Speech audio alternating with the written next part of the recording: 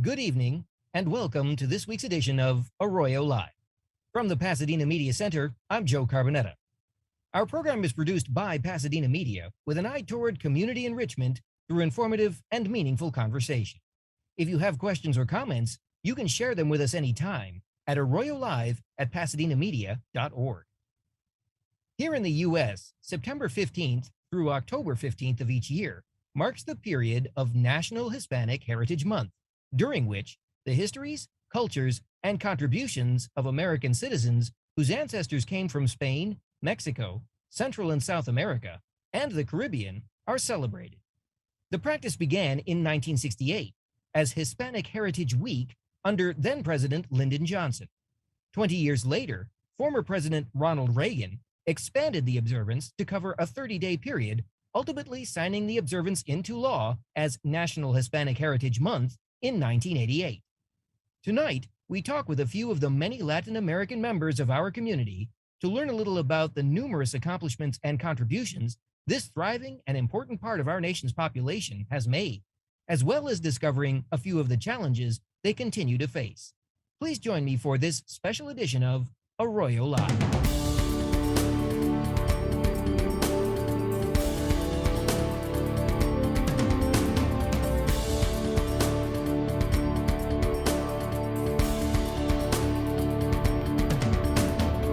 We begin this evening's conversation with JPL engineers Deanna Trujillo and Clara O'Farrell. Thank you both for joining me this evening, and how are you? Hi, thank you for having us.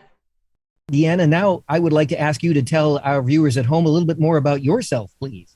Of course. So my name is Deanna, like you said before, and I have worked at JPL for the last maybe 13 or 14 years. I've had the pleasure to work on Curiosity, which was, the first ginormous robot that we sent. Ginormous, just to put it in context, is we're talking about a Mini Cooper size, but we landed it on the most dramatic way, with a sky crane and everything. And now I have the pleasure to work on Perseverance, whose mission really now is to try to answer one of the most fundamental questions, which is, are we alone in the universe, by asking if there was life on the surface of Mars in the past. So I feel like I've been lucky to be a Mars kid. It sounds like an awful lot of work and an awful lot of fun at the same time. Clara, lastly, can we ask you to please tell our viewers at home about yourself? Yeah, thanks, Joe. I mean, that's Deanna's a tough act to follow, but my name's Clara. I'm from Argentina originally. I moved to the US at 19 to study aerospace engineering. And I had the great fortune of being part of the team that helped land the Perseverance rovers on Mars, so Deanna and her team can keep doing the amazing science that they're doing and helping us answer the fundamental questions, that we really ask ourselves as humans. So, yeah, I'm just, as Deanna said, really, really fortunate to have the opportunity to be a part of the amazing JPL team. Well, again, thank you both for joining us this evening and for all the groundbreaking work that you are doing. Certainly wonderful and exciting, and we can't wait to hear about the latest discoveries and everything that you are able to uncover along the way. But of course, tonight we're talking about the Latino Heritage Month, and I would like to start out by asking each of you what that means to you. What does Latino Heritage Month mean for the both of you? I would say that for me, so the Hispanic Heritage Month for me is something very important because we get to celebrate everything that we as Hispanics have brought up into this country. Things that we do, we get to celebrate our effort, our everyday, grit that we had of going out there and working and not giving up and not backing down in many different ways. We're coming from educators to, people that work on the government, people that do exploration. We are everywhere. And I feel like that Hispanic Heritage Months give us that moment to reflect on the fact that we are contributing to our nation and that we get to also elevate the kids that come behind us to tell them you can contribute too. And even if sometimes we talk about the word astronaut and in your mind, it's not a Hispanic person that comes to your brain immediately. Well, that's changing. We're doing exploration, and I hope that everybody that hears this, interview recognizes and it starts changing that mindset that, we're all here and that everybody belongs in space. Yes to everything that Deanna said. I think for me in particular, I am from basically as far as you can get from the US and still be in the American continent. So, I mean, for me also, Hispanic Heritage Month is a month of learning. I just have learned so much about just the diverse cultures and groups of people and everything that makes up, this entire Latin America, what we call Latin America, and everything that we've contributed to, each other's cultures, our own cultures, America. It's just, for me, it's still a constant, it's a month of wonder and learning. And just, I love everything about it. Every year I learn something new and I walk away just more impressed and more optimistic about our potential. My next question, I suppose, could be interpreted a little self-promoting, and I don't mean it that way. What I was wondering is, do either of you see yourselves as making history in the fact that you are in aerospace and as engineers and pioneering new discoveries all the time? Do you feel as though you're making history, or are you just doing your job? I see it as, for me specifically, I see it as me doing my job with a tremendous honor that comes with it, which is that we get to work in a team that is an international team of scientists and engineers, people that give everything they got to a ginormous goal, put themselves last, and it's all about what we're going to achieve. And then in addition to that, we get to make and write history along the way. Like, I don't know what more amazing can it be than that, right? Like, you're doing what you love without thinking that you're going to write history, because that's not the reason why we're doing it. And then we do.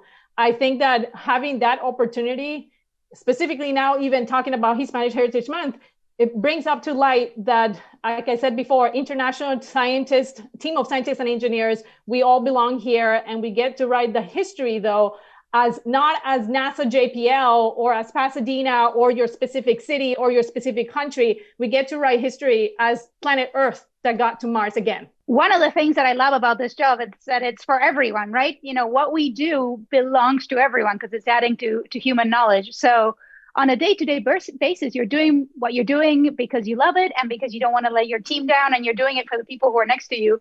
But then every now and then you get this perspective where you realize that we are, playing a very small part in this, big quest to answer these big questions. And then at the same time, yes, sometimes weirdly, it still feels weird being the face of some of these things. So it's a tremendous honor and still really strange to get your head around. Joe, let me add something that makes me think about your question here very quickly is, I feel like, it's kind of like the Olympic Games and you're representing your country, but it's not the Olympic Games, it's the solar system game and you're there representing it, right? And so after you make your super run, you come back and you're like, I can't believe we did that. And you're high-fiving everybody as the entire solar system, we just made that, interplanetary flight. And so I don't know if that explains it better, Joe.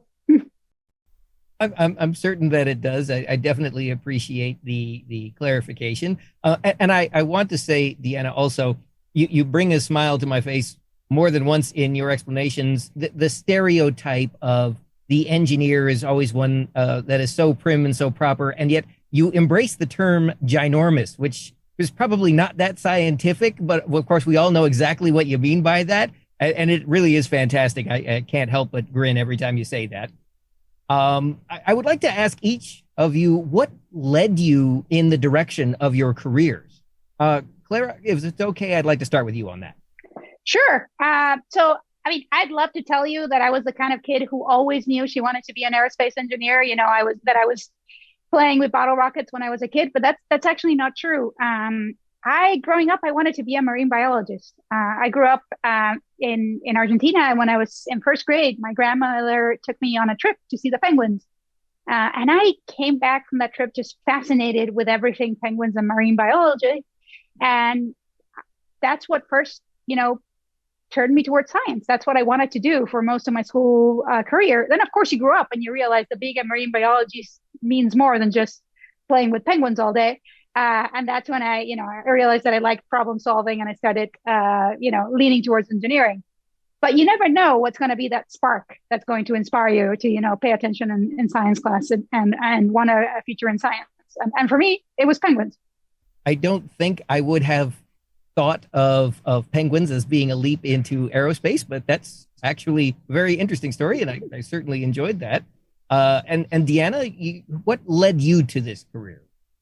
I'll tell you, for me, was trying to understand what happens on the sky, to be honest. So for me was, you go out at night, you look at the stars and you think, wow, everything works great. It's perfect. It's beautiful. It just has so much harmony. And for me, it was a quest of understanding how that harmony works. You see the lights and you think they're these teeny stars, but we're talking about these giant planets going around the sun and beyond, right? And so for me, it always was about, how does that work? How is there so much harmony? How can they all coexist in a way that they're all different? They all have their own way of doing it, and it's just perfect. So I think it was, for me, it's a quest of understanding how it works. Well, it's wonderful to have both of you on the program this evening for a number of reasons, not the least of which is your vast knowledge and understanding of aerospace and the projects that you're currently working on.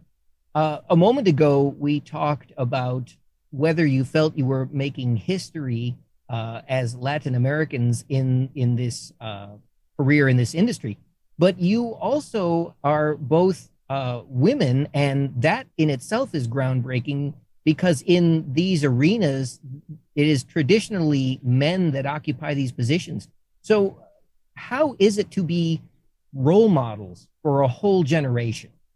I'm glad that you referenced the previous conversation and the previous question, because you're right, it is related. It comes with the territory. You don't do it with that thing in mind, but it turns out that you open the doors for many other people to start dreaming with you along the way.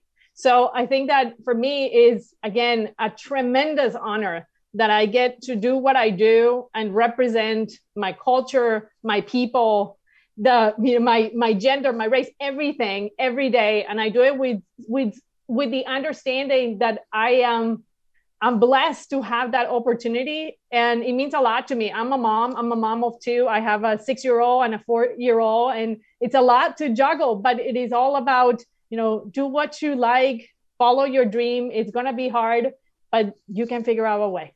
So true and really inspiring. I think, for me, I realized that I was extremely fortunate in my life to have tremendous opportunities, tremendous role models, mentors, people who supported me throughout my entire career. And I feel extremely fortunate to have that. And I am extremely grateful for that. But at the same time, I realized that if you look at the numbers, I am a statistical anomaly in some sense, right? I am much more fortunate than so many billions of girls here on Earth. So with it comes this responsibility, I think, or at least for me, I feel like now it's my turn to pay it forward, to try to do whatever I can to make sure that, the billions of other girls here on Earth have the same opportunities that I did. Because the truth is, right, I'm not that special. I just had amazing opportunities. So I think for me, part of being a role model is not about thinking that you're great. It's not about being maybe ungrateful about what you had. It's about taking all of that and paying it forward. With the busy schedules that you both have, do you ever have an opportunity to outreach to the next generation, to some of the youth, and mentor and perhaps put them on the path to the same type of career in sciences that you are currently in? I will say that for me, one of the silver linings of, this whole year and a half has been that with so much going virtual, it has allowed us to reach out to folks that we wouldn't normally reach out to. Perhaps, schools in Argentina weren't thinking about reaching out and see if you do a Zoom chat with kids, but all of a sudden it's happening. All of a sudden, kids in Argentina are having the same access, or in Colombia or in Peru or in Mexico or wherever, are having the same access to folks like Diana, like Christina, who couldn't join us today, than, kids right here in Pasadena. So it's been a huge opportunity to connect with kids, to do outreach and to just share everything that we do. Like a lot of people that you meet working at JPL, I really am a total nerd and really passionate about space exploration. So I love telling people about this. So I think particularly in the past year and a half, the silver lining has been that the ability just reach a much wider audience. Yeah, and I will add to that, we do this in the way that we do it. Like I was talking about earlier, right? We're exploring as planet Earth. And I think that part of the thing to recognize is that as we're exploring and we're having these conversations, we're having other people also engaging on the same conversation or wondering if they can also do it, which they can absolutely. So for me, the outreach question that you're having, I worked in two different areas. I work in a fellowship called the Brooke Owens Fellowship. So for the people that are listening to, it's a organization for women and gender minorities that would like to work on the space industry. It is an internship where we place them into different companies of the space industry. And then at the same time, I worked on another board, which is the Columbia Memorial Space Center, which is a museum in Downey, where we do educational programs for middle school and early childhood development as well. So I think it is all about making sure that, there is lots of resources available for everybody to plug in, because everybody gets to see the sky, so why would they not have the opportunity to actually learn and be part of all of this? And I'll add to what Diana said, and maybe make a plug here for Diana. But for Perseverance Landing, we had this first ever Spanish language broadcast of an event like this, and Diana was the force behind that. So yeah, definitely, we're doing everything we can. Well, and that is absolutely wonderful. I would like to ask this question and I pose it to both of you. Are there any historical figures or cultural icons that helped inspire you throughout your life or your career? Clara, I guess I'm going to go back to you first, if that's okay. Sure. Mine's going to be a little unexpected. I keep coming up with weird inspirations like penguins. But because I'm not an athlete, it's going to be unexpected. But when I was a kid, my biggest idol was the Argentine tennis player, Gabriela Sabatini. She rose to number 2 in the world. She was fighting it out with Steffi Graf and Monica Seles, right? And that for me was such an inspiration. Like, I got the privilege of growing up being a kid when the whole country was rooting behind at what at first was this teenage girl, all right? And she was just so amazing. And it was the first time that I saw like all of the country just rooting for and admiring a young woman. And that was just so amazing. And I just wanted to be like her. Granted, I cannot play tennis very well at all. So, that wasn't going to happen. But that was just so inspiring. I think it was the first time that I saw a real life superhero. You have demonstrated now that you don't have to be exactly like your idol. You can make your own mark in the world, which you are clearly doing now. And I want to say that I'm very impressed by everything that you do and have done and will continue to do. Deanna, same question to you, and I know we're short on time, but I want to make sure that I get your response as well. The real thing for me, the inspiration really comes from everybody around me. To be completely honest, like coming out to the US, I was 17, I didn't have any money, I didn't know any English, and the energy that I got from the Hispanic community, I was living in Miami, that I always saw like, don't give up, mijita, keep pushing, you can do it. And that thing every day, I always found somebody that was doing a job very hard and it was doing it with grace and with joy and with love, right? And so I think that is the inspiration that I gather from everybody around me, is that even the things around you are not the way that you would want it to be, and the environment might not be exactly how you want to. But if you do it with grace and with recognizing that you are doing the best that you can, no matter what, then you're going to come on the other side. And I think that was the thing for me, seeing so many people doing that and reminding me of that. Thank you both for joining us this evening. It has truly been a pleasure and an honor speaking with both of you. And I want to wish you a wonderful evening.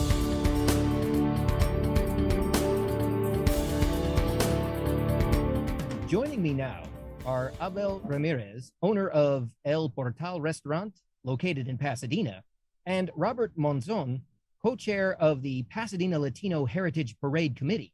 Welcome to both of you, gentlemen, and thank you for joining us tonight. Thank you. Well, I'd like to start off the conversation by asking you to please take a moment to tell our viewers at home a little bit more about yourself. Go, Robert. Okay, I can start. So my name is Robert Monzon. Actually, I'm a 30-year employee at the city of Pasadena. I'm also the current president of the Pasadena Latino Employee Association, something that I got involved with early on in my career here back in 1992, 93. And ever since then, I've been involved in community organizations, including El Centro, Cinco de Mayo Committee, Latino Heritage, and even did a little bit of work with the Fiestas Patrias Committee. So I'm really a person that gets involved and likes to be involved and stay busy.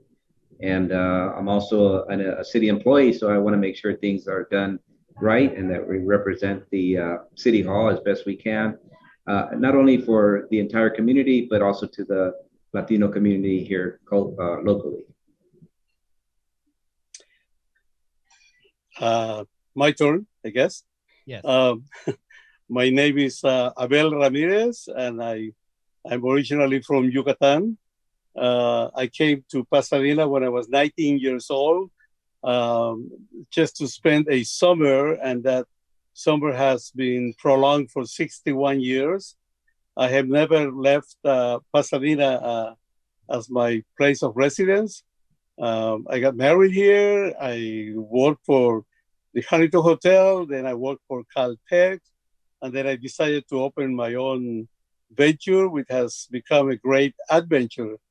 I have 3 sons and 6 grandchildren, and I love to get involved with the community. As many of you know, it's a way of letting my business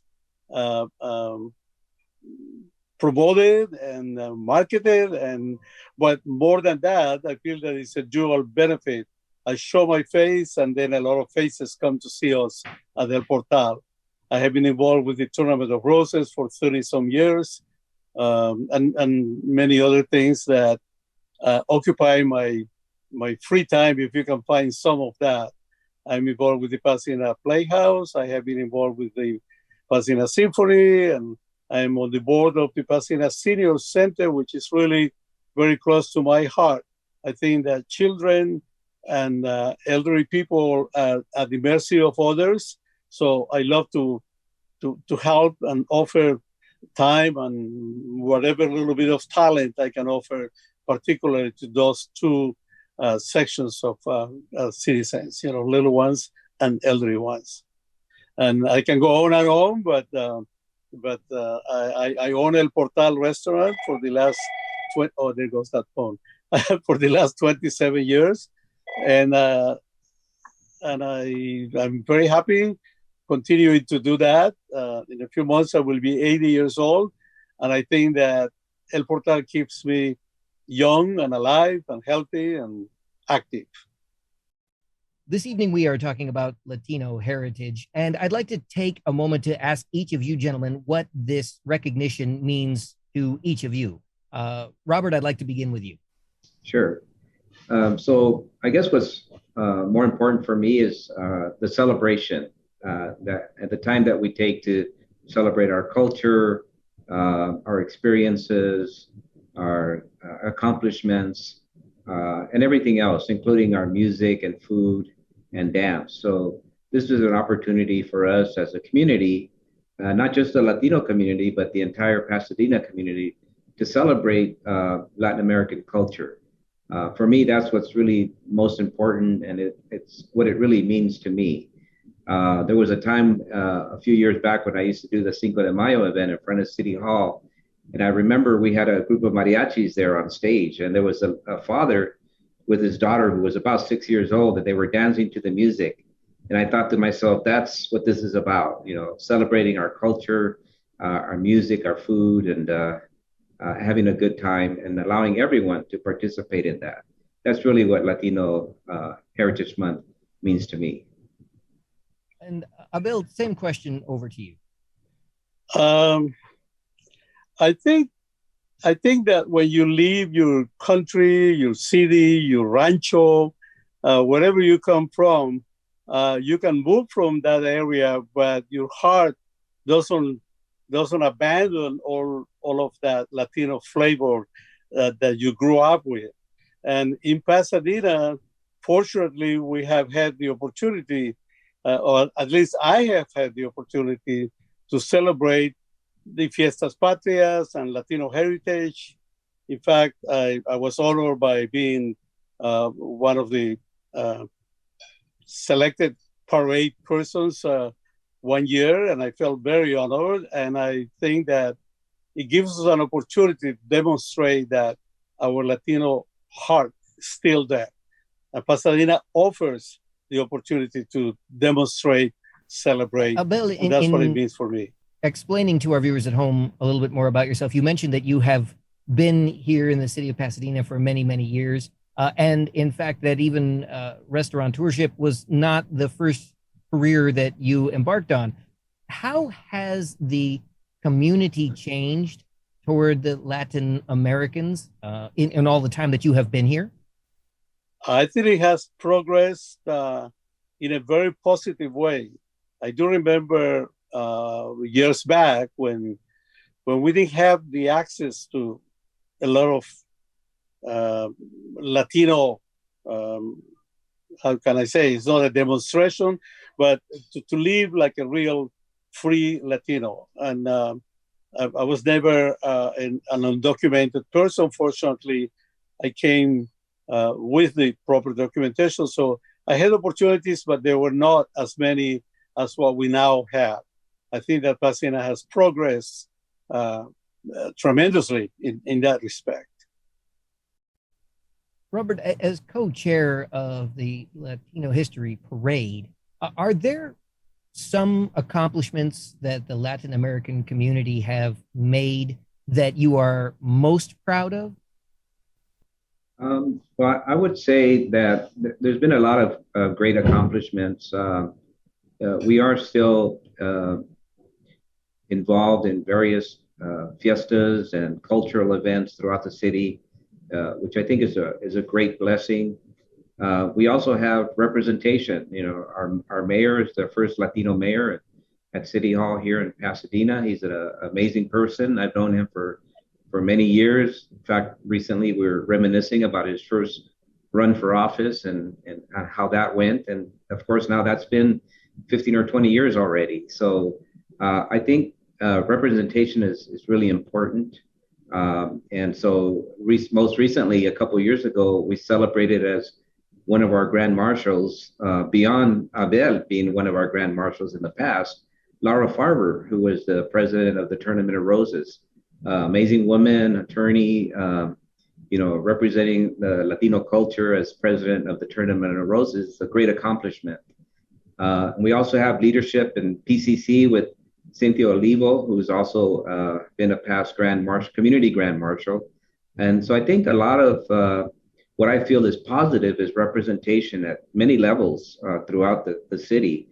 I'd like to see that continue and perhaps grow even farther so that the community is well represented at all the different levels of our institutions here in Pasadena. I think that is an accomplishment. I think it's something that can also grow further as time moves on. I believe education is a really important factor also for our community. And with people at the helm, like Cynthia Olivo at PCC, I think that more people have gotten involved in education. They're going to school.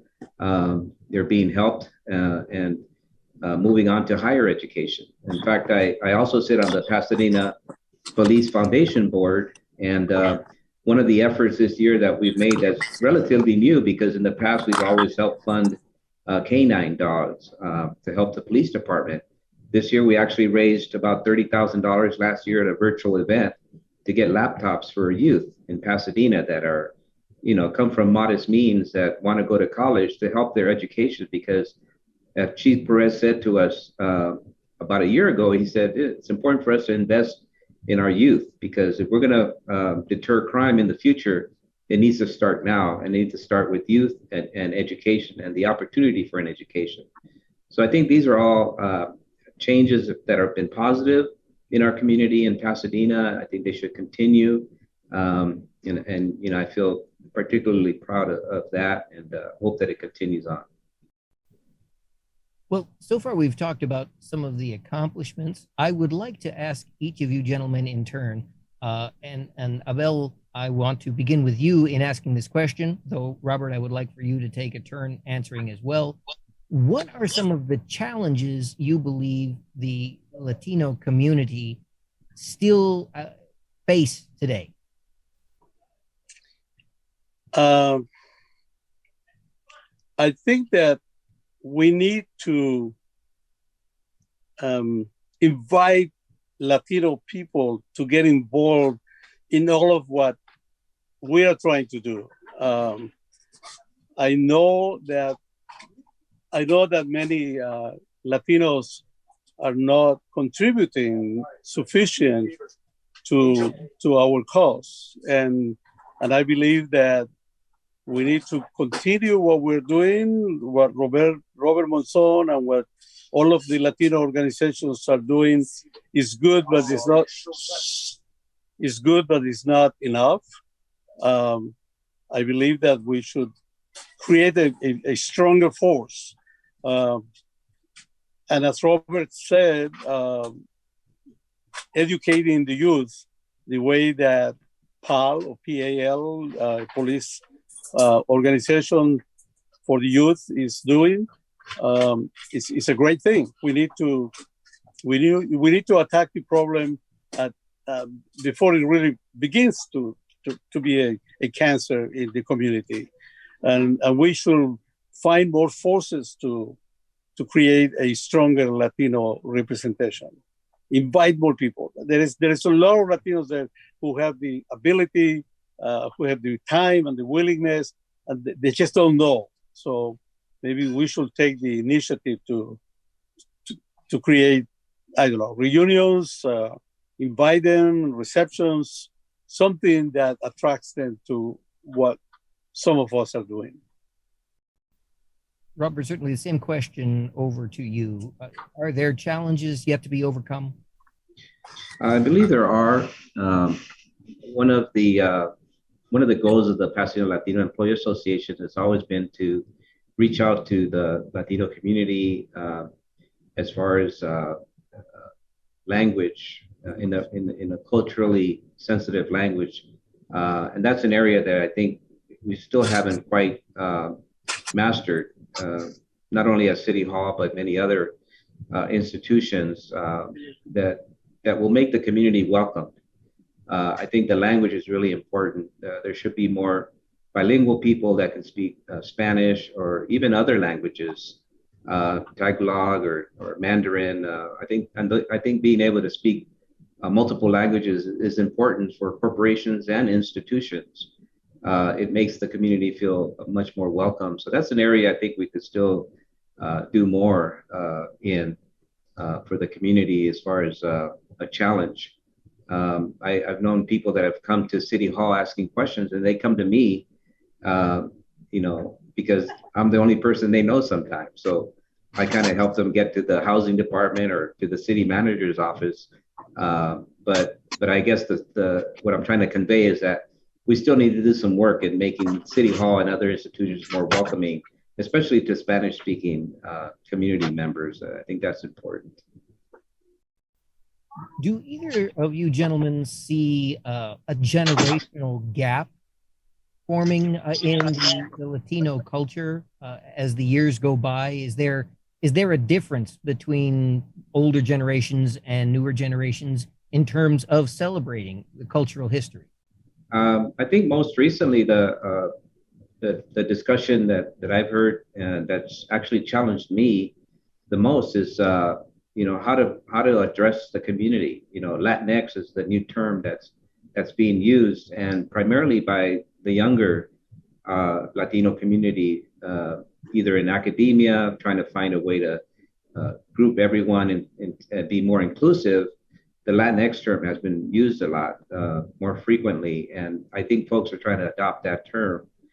There is a larger debate that's going to have to happen moving forward, though, because many of us in the older generation just barely got comfortable with Latino, for example, and because a lot of the folks that I grew up with thought of themselves as Chicanos. So, there's a lot of different terminology out there, and it's important, I think, not to lose focus that inclusion is critical because we are a very big community, but we're also a very complicated community. We have multiple languages, multiple races, a variety of countries that our backgrounds are tied to.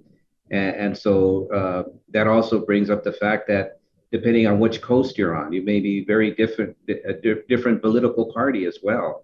And so it's really difficult to put us under one tent. And so I think, for example, Latino Heritage Month, when I was asked the question, I thought it was still important to show the various flags from all the different countries in Latin America as one way of representing the community, because there really isn't any one flag that we can fly. And I think along those lines, there really isn't one term that we can use at this point.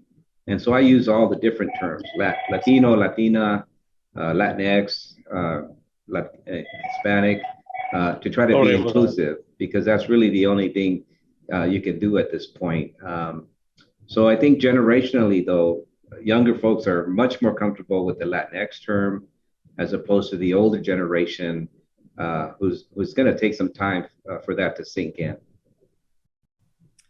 Abel, I would like to ask you the same question. Do you see that there is any kind of a generational gap in celebrating the history of the culture?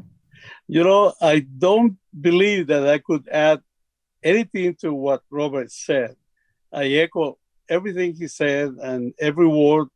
I had the same feelings that he has. So I could not find different words. That's exactly what I would have said.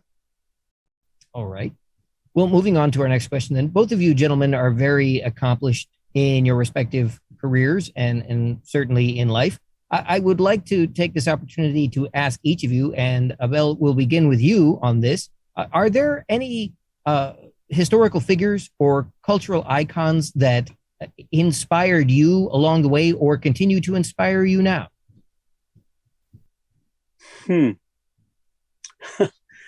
I believe that most of what I have done has been my own inspiration. I'm eager to be someone in the community. I'm eager to offer to the community what I can. I'm inspired by having my own restaurant, my own venture, my American dream, and that people are responding to me. One thing I have to really say, I'm very loud, I have never been offended or felt any type of setting apart that I'm Latino, and 90% of my clients are Americans and of other different countries. I've never felt discriminated by anyone. I think Pasadena gives a welcome to everyone, and I have taken that opportunity, and I have created what we are now. And I have to say, 61 years ago, I was washing dishes at the Huntington Hotel, and then I have worked at Caltech, as I said earlier. But I have tremendous inspiration of what I do, and of course, I admire the work of Cesar Chavez and a lot of other Latinos, Dolores Huerta, who I have met, and I felt very proud of meeting them and having a conversation with them. And Rigoberta Menchú is another person that inspired me as Latinos. But the efforts are born here, and I really wanted to be an example to the community, and I try. I'm not perfect, but I do try. I grew up, I was working since I was 16. I joined the Marine Corps and had to have my mom sign the papers when I was 17. I got a job right out of the Marine Corps, and I've been working ever since. I guess if we're talking about inspiration, it would have to be Cesar Chavez. When I was in high school, a young man came up to me, speaking to me in Spanish. In fact, he was blonde hair and blue-eyed. He asked me if conoces a Cesar Chavez, and I said, no, I don't. Who is that? And he told me, and he said, why don't you get a group of your friends together, and I'll talk to you after school. I was at high school, at Cathedral High School at the time. The gentleman taught us how to organize, how to make a phone tree, how to talk to people, educate them, and of course, protest, which for me was eye-opening in the sense that I could have an impact in my society and my culture, and to help people that were trying to organize in the labor movement. So I actually felt a part of the community at that time. And I ended up going to a march in Modesto in 1975, I believe it was. It was a very big march. And Cesar Chavez was leading the parade. You know, I asked somebody, do you see that guy way in the front? I said, who's that? That's Cesar Chavez. I said, okay. And as we marched along in Modesto, you know, at the Gallo Wineries, there was a lady playing a guitar. I asked the guy that I was with, who's that? Well, that's Joan Baez. I said, oh, amazing. You know, so it was a really salient point in history for me to have done that. And I really felt a part of this nation to be involved in organizing labor. And I've actually since then continued to be involved and volunteer in organizing, in helping community, and working on behalf of labor. In fact, I've been president a couple times here at City Hall of the Pasadena Management Association because I feel labor is important and representation is important.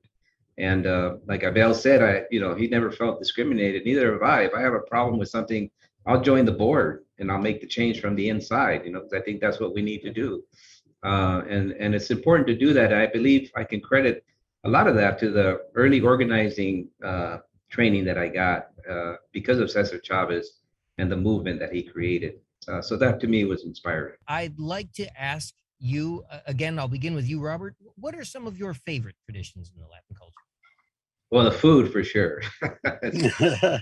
In fact, I love going to El Portal and having the black bean soup there. It's the best. I was expecting that Abel would give me that response that food was a big part of that. You caught me off guard, Robert, as well, but that was very good. 2 years ago, we had Sonora Dinamita play at our event, and they had played salsa music, and we had 1,200 people at Villa Park, and a good majority of them were dancing while the music was playing. So the music and food are, for me, some of the highlights of our culture.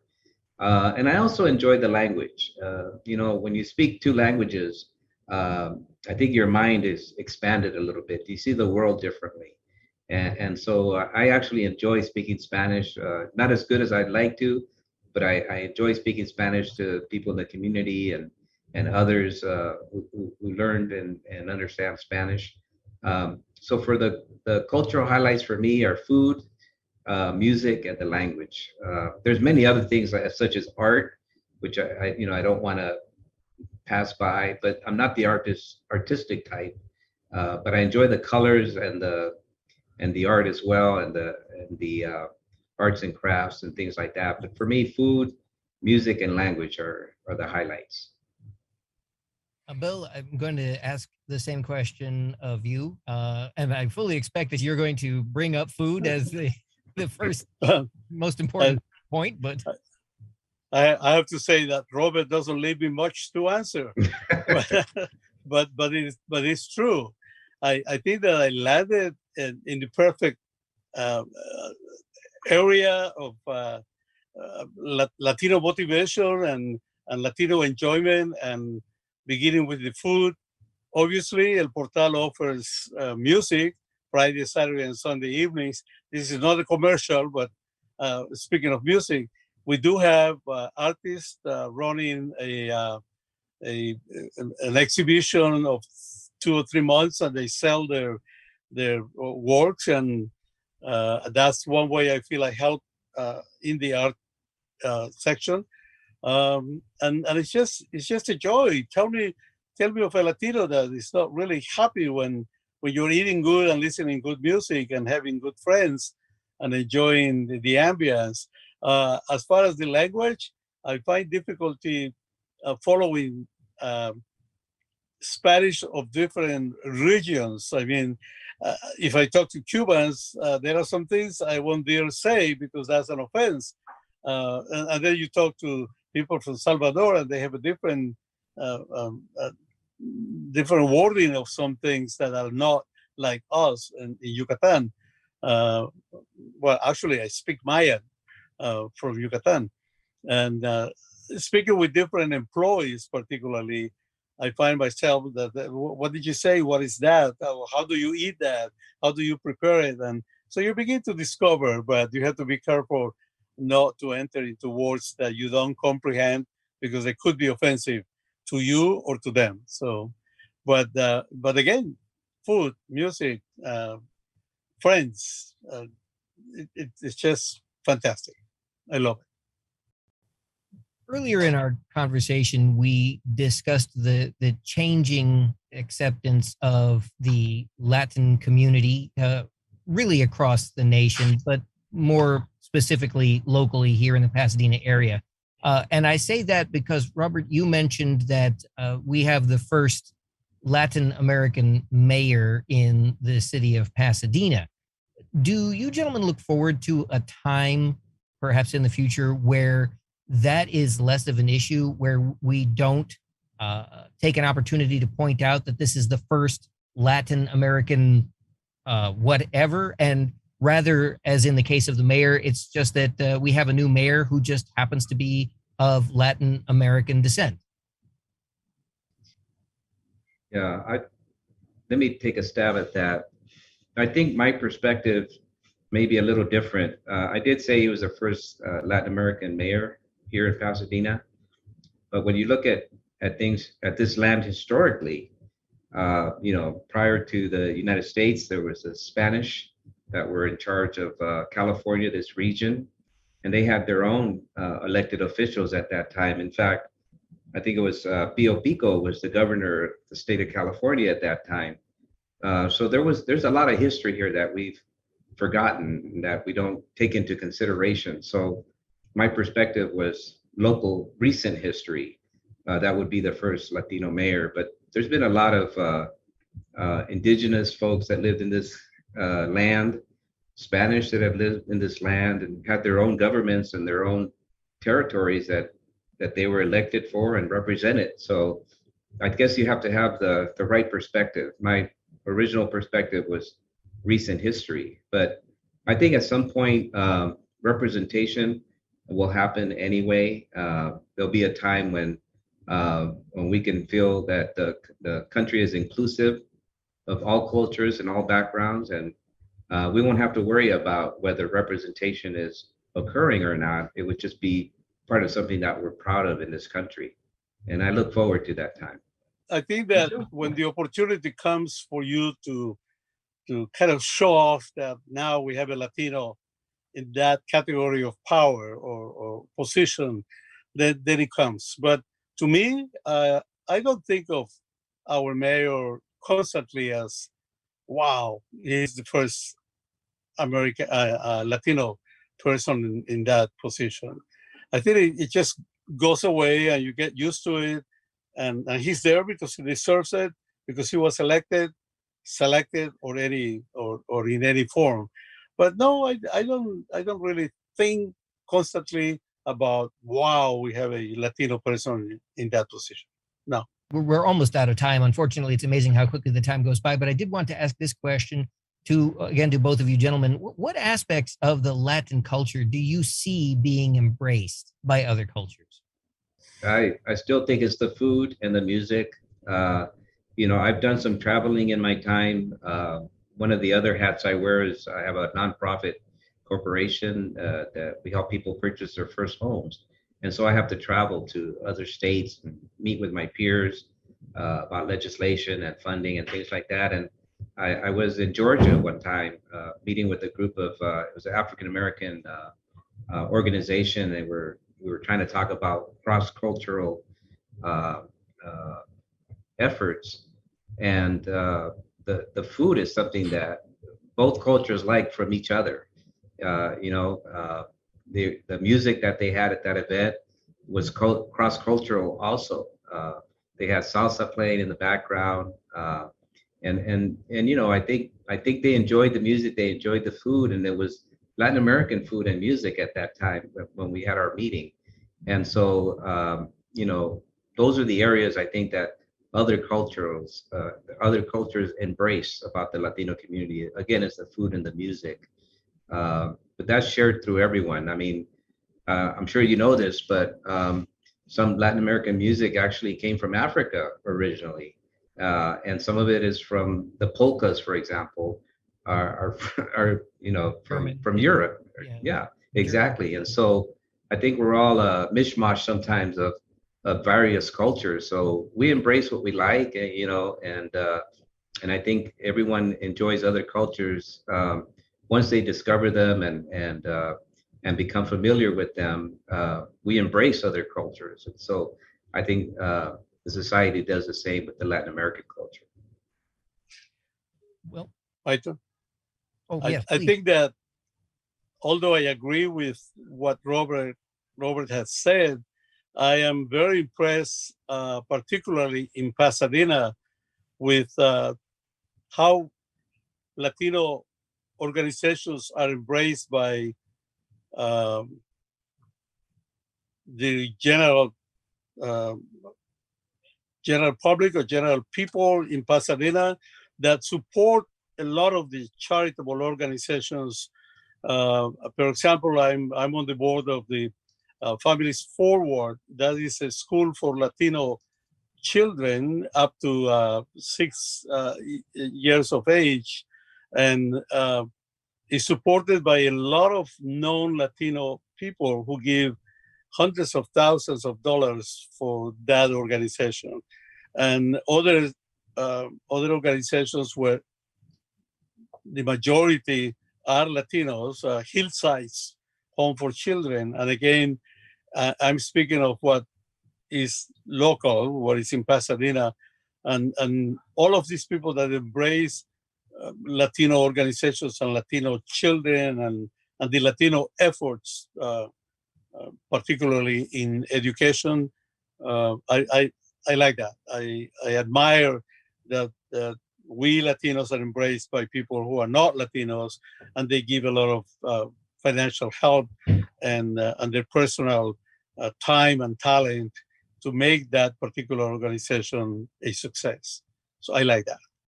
Robert, could you take a moment to tell us a little bit about the Latino History Parade?